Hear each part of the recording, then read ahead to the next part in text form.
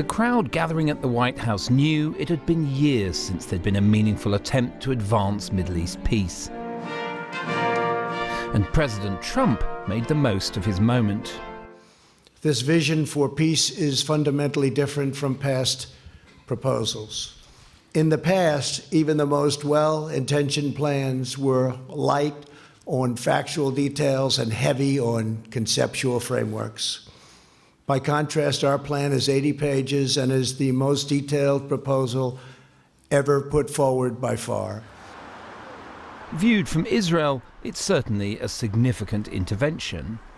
In some ways, if you look at the history of the peace process, where on some occasions it was about direct, indirect, mediated negotiations between Israel and the Palestinians, this is actually more about an idea called unilateralism, where actually Israel takes steps like it did with withdrawal from Gaza, and it says, well, we are going to do this and we will try and make that happen in the best way possible. The plan offers a Palestinian state with a capital in eastern Jerusalem, a contiguous territory and 1 million new jobs. It promises that no Israelis or Palestinians would have to move their homes.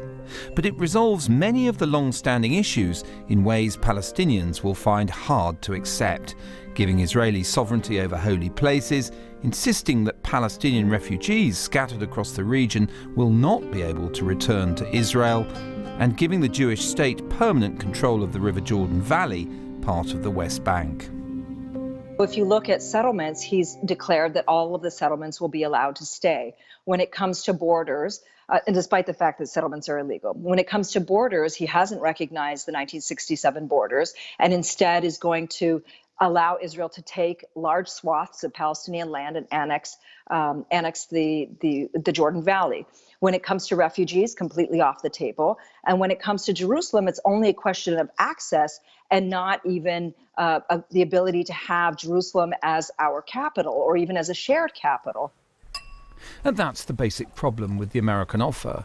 Palestinian leader Mahmoud Abbas tonight went on TV to denounce it as a swindle, said Jerusalem was not for sale, and declined to take a call from Mr. Trump.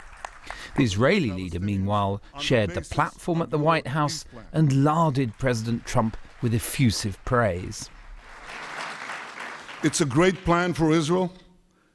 It's a great plan for peace.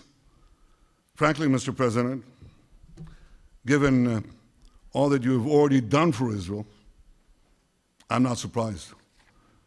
You have been the greatest friend that Israel has ever had in the White House.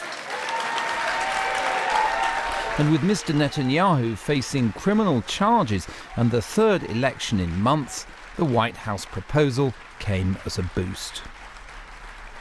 Benjamin Netanyahu talking about applying sovereignty to the Jordan Valley and Israeli settlements is essentially making a campaign promise that he has made in the two previous elections there in the White House is extremely bizarre. But I think really the big question now, and this is something that Israeli politics and the Israeli people need to consider, if it is the case that this plan is saying to Israel, well, you can do this if you want, then I think the big question now is, does Israel want to do it?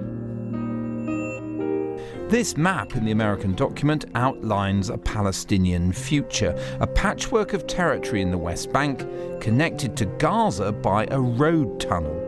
Tracts of the Negev desert would be given to the Palestinian state to compensate for West Bank settlements absorbed into Israel.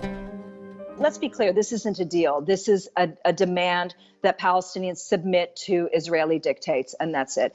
And they've tried this in the past, it's failed in the past, and it should fail because we as Palestinians shouldn't be forced to live less than human beings. We shouldn't be forced to be less than equals. We should be treated as equals, and the world should be now putting sanctions on Israel to make sure that Israel is not allowed to be above the law, and that we're no longer treated as though we're beneath the law.